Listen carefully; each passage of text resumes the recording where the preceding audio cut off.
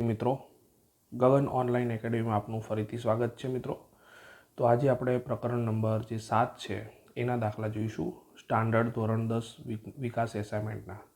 તો પહેલો દાખલો છે મિત્રો, બિંદુઓ પી અને જે ક્યુ આપણને આપેલું છે એ વચ્ચેનું અંતર 10 એકમ આપી દીધેલું છે આપણે, તો વાયની કિંમત શોધવાની છે. તો મિત્રો અહીંયા સર્વપ્રથમ તો આપણને બે બિંદુ આપેલા છે, એટલે આપણે શું કરીશું, પીક્યુ જે અંતર આપેલું છે એ 10 એકમ આપેલું છે, એટલે મેં 10 લખી નાખ્યું. સરળતા માટે આપણે બંને બાજુ વર્ગ કરીશું મિત્રો, એટલે PQ² બરોબર 10નો વર્ગ શું થઈ જશે, 100. કેમ સરળતા માટેની વાત કરી મિત્રો, કેમ કે આપણે આટલા મોટા મોટા વર્ગમૂળ જે કરવા પડે એ ન કરવા પડે એટલા માટે આપણે સ્ક્વેર લઈ લીધો. હવે આપણે જાણીએ છીએ કે આપણું જે અંતર સૂત્ર શું છે કે x1 - x2નો વર્ગ અને y1 - y2નો વર્ગ બંનેનો સરવાળો. તો અહીંયા શું થશે, x1 તરીકે આ છે અને x2 તરીકે આ છે, y1 તરીકે આ છે અને y2 તરીકે આ છે. તો 2 - 10નો વર્ગ, 2 - 10નો વર્ગ વત્તા -3 - -yનો વર્ગ બરાબર 100. ઓકે, હવે 2માંથી 10 જશે એટલે 8 આવશે, પણ કેવા, માઇનસ, પણ એનો વર્ગ. ખાસ ધ્યાન રાખો મિત્રો, જો બંનેમાંથી માઇનસ કોમન નીકાળી લો તો અહીંયા સમજ જોઈએ, માઇનસ કોમન નીકાળે એટલે શું થશે, 3 + yનો વર્ગ, કૌંસની બહાર વર્ગ લખ્યો આપણે, બરાબર. હવે જો માઇનસનો વર્ગ હંમેશા શું થઈ જાય મિત્રો, પ્લસ જ થઈ જાય, એટલે હવે આપણે પ્લસ પ્રમાણે આનું વિસ્તરણ કરીશું. અને અહીંયા 8નો વર્ગ શું થશે, 64, અને એ પણ પ્લસ થઈ જશે. તો એ મેં શું કરી નાખ્યું, માઇનસનું પ્લસ કરીને 3 + yનો વર્ગ લખ્યો બરાબર 100. હવે આનું વિસ્તરણ જે છે એ આપણે x + yના વર્ગનું જે સૂત્ર છે એના પ્રમાણે કરીશું, એટલે x² + 2xy + y² મુજબ, બરાબર છે. તો જો 64 તો લખ્યા, પ્લસ 3નો વર્ગ 9, આ બંનેનો ગુણાકાર અને એના બમણા એટલે 6y વત્તા yનો વર્ગ બરાબર 100. હવે 64 અને 9 બરાબર છે મિત્રો, અથવા આપણે એવું કરીએ 100ને સામે લઈ અને ગોઠવણ કરીએ. તો પહેલાં y² લખ્યા, પછી 6y લખ્યા, 64 અને 9 73 લખ્યા બરાબર છે, અને 100 સામે ગયા એટલે શું થઈ ગયા, માઇનસ થઈ ગયા બરાબર 0. તો એ y² + 6y, આની બાદબાકી કરીએ મિત્રો તો 27 મળે બરાબર 0. પદ જે છે એ પ્લસ છે, એટલે મોટાની નિશાની પ્લસ આપીશું, નાનાની માઇનસ આપીશું. જ્યારે પણ આગળ સહગુણક ન આપેલો હોય તો આપણે ડાયરેક્ટ લખી શકીએ, બંનેને આગળ y આપી દઈશું, કેમ કે yનું પદાવલી છે, એટલે y + 9 અને y - 3 બરાબર 0. હવે બંનેને અલગ અલગ 0 આપી દો, એટલે y + 9 બરાબર 0 અથવા y - 3 બરાબર 0. માટે શું થશે, y બરાબર 9 સામે જશે એટલે -9 થઈ જશે બરાબર મિત્રો, અથવા y બરાબર 3 સામે જશે, માઇનસ છે તો પ્લસ થઈ જશે, એટલે yની કિંમત શું થશે, 3 થશે. આશા રાખું છું મિત્રો આ દાખલાનો તમને ખ્યાલ આવી ગયો હશે. આમ yની બે શક્ય કિંમતો આપણને કેટલી મળી, -9 અને 3. નેક્સ્ટ દાખલા તરફ જઈશું. તો મિત્રો અહીંયા બીજા નંબરના દાખલામાં એવું કીધું છે કે જે 2 - 5 અને -2 9થી સમાન અંતરે હોય તેવું x અક્ષ પરનું બિંદુ શોધવાનું છે. તો અહીંયા મિત્રો x અક્ષ પરનું જે બિંદુ હોય ને, હંમેશા એનો x આમ જે ધારણા કરવી પડશે, x y z તમારે જે પણ ધારવું હોય, પણ આપણે x અક્ષ પરનું છે એટલે x જ ધારીશું, અને y એમ હંમેશા 0 જ હોય. તો આપણે લખીશું, ધારો કે x અક્ષ પરનું બિંદુ, એને નામ આપી દઈએ Px0 a. આ બંને બિંદુનું નામ આપીએ AB, એટલે 2 - 5 અને b -2 9થી કેવા અંતરે છે, સમાન અંતરે છે. અને સમાન અંતરે છે એટલે શું થશે, PA બરાબર PB. મિત્રો મેં તમને હમણાં જ કીધું કે આપણે વર્ગમૂળ બહુ મોટા મોટા કરવા નથી, એટલે બંને બાજુ મેં વર્ગ લઈ લીધા સરળતા માટે, બરાબર છે. હવે PA, તો આ P છે અને આ A છે, અંતર સૂત્રવાળું જરૂરી છે, તો x - 2નો વર્ગ વત્તા 0 - 5 એટલે 0 + 5 થઈ જશે મિત્રો, એનો વર્ગ. સામે PB, તો P તો છે આ, હવે આ શું આવ્યું, B. તો એક્સ ઓછા ઓછા 2 એટલે એક્સ વત્તા 2નો વર્ગ, 0 ઓછા 9નો વર્ગ વત્તા 0 ઓછા 9નો વર્ગ લખ્યો.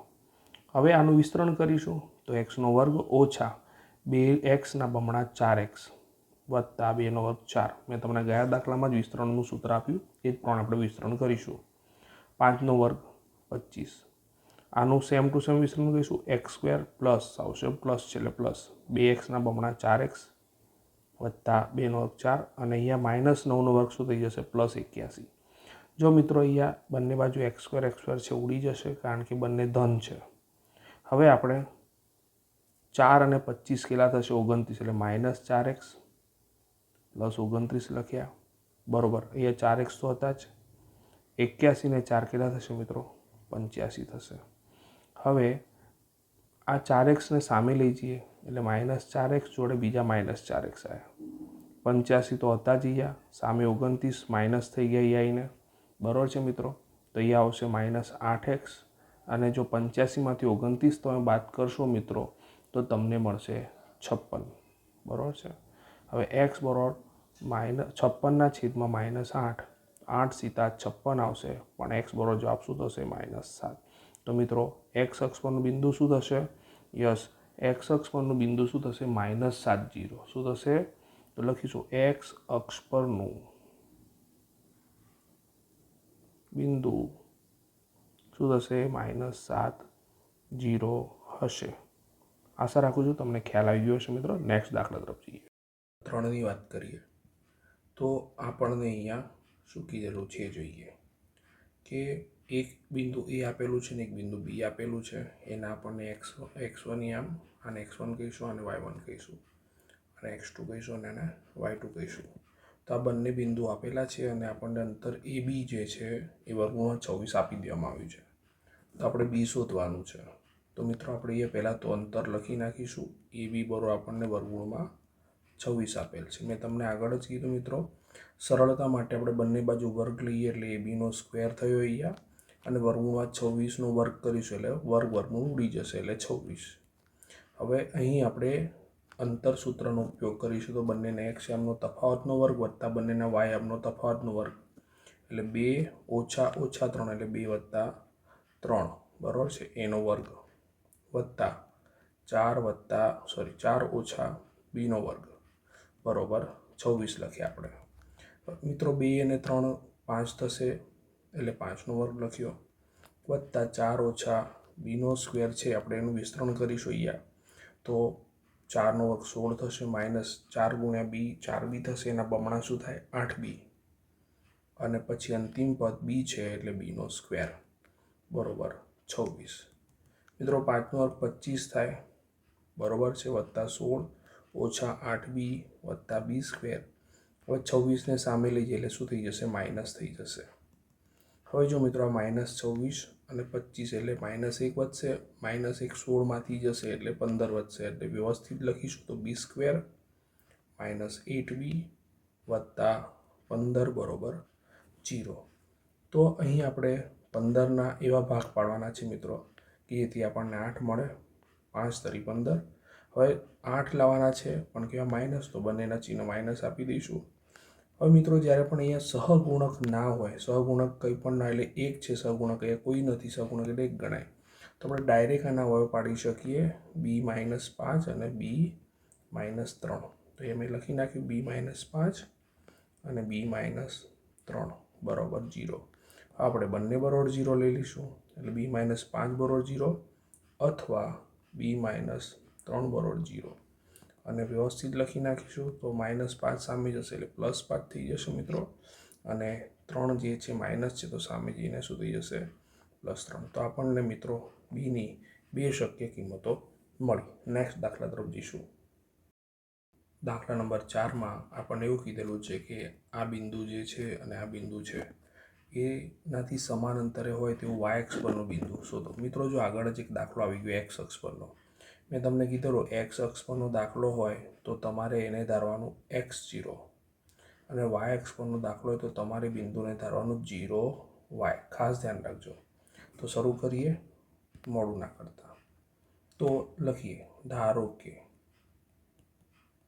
બિંદુ નામ આપી દઈએ, બિંદુ જે પી છે 0y એ -5 -2 અને બી 3 2થી કેવા અંતરે આવેલું છે? સમાન અંતરે આવેલ છે એ ધારણા કરી આપણે, બરાબર. આપણને બિંદુ ખબર નથી પણ ધારણા થઈ ગઈ. તો એ આપણે શું લખીશું? પી એ બરોબર પીબી. મેં તમને પહેલાં જ કીધું સરળતા માટે બંને બાજુ આપણે શું લઈશું? વર્ગ. એટલે પી એ સ્ક્વેર બરોબર પીબી સ્ક્વેર. તો મિત્રો પી બિંદુ તો આ છે અને એ બિંદુ આ છે, તો તફાવત લઈશું એક્સએમનો. તો 0 - 5 એટલે 0 + 5નો વર્ગ વત્તા y - 2 એટલે y + 2નો વર્ગ, બરોબર. હવે પી અને બી લઈશું. 0 - 3નો વર્ગ y - 2નો વર્ગ પણ કેવા? વત્તા. હવે 5નો વર્ગ 25 લખી નાખીએ મિત્રો. આનું વિસ્તરણ કરીશું y² + 4y + 4, રાઈટ. ફરીથી વાર પહેલાનો વર્ગ, બંનેનો ગુણાકારના બમણા અને અંતિમ પદનો વર્ગ. -3નો વર્ગ 9 થઈ જશે, પ્લસ y², બંનેનો ગુણાકાર એને બમણા 4y પણ કેવા? માઇનસ છે એટલે મધ્યમ પદ માઇનસ છે, વચ્ચે નિશાન માઇનસ એટલે મધ્યમ પદ માઇનસ, અને 2નો વર્ગ 4. તો મિત્રો તમે જોઈ શકો છો એ y² કેન્સલ થઈ જશે, બરોબર છે. હવે જો 25 અને 4 કેટલા થાય? 29, એટલે 4y + 29 લખ્યા, બરોબર મિત્રો. એ -4y લખ્યા. 9 અને 4 કેટલા થાય? 13 થાય, બરોબર.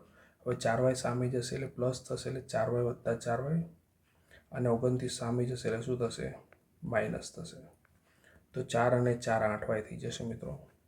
29માંથી 13 જશે એટલે 16 વધે પણ કેવા? મોટા નિશાની માઇનસ. માટે y બરોબર -16/8. માટે y બરોબર શું થયું મિત્રો? -2 મળ્યા.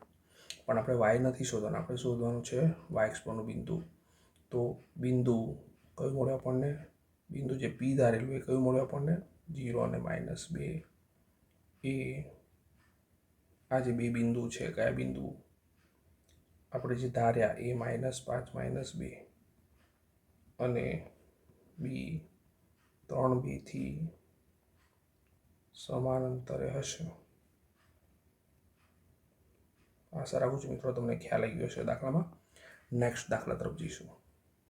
દાખલા નંબર 5માં એવું કીધું છે કે સમાંતરબાજુ ચતુષ્કોણ ABCDના 3 શિરોબિંદુ આપણને આપેલા છે.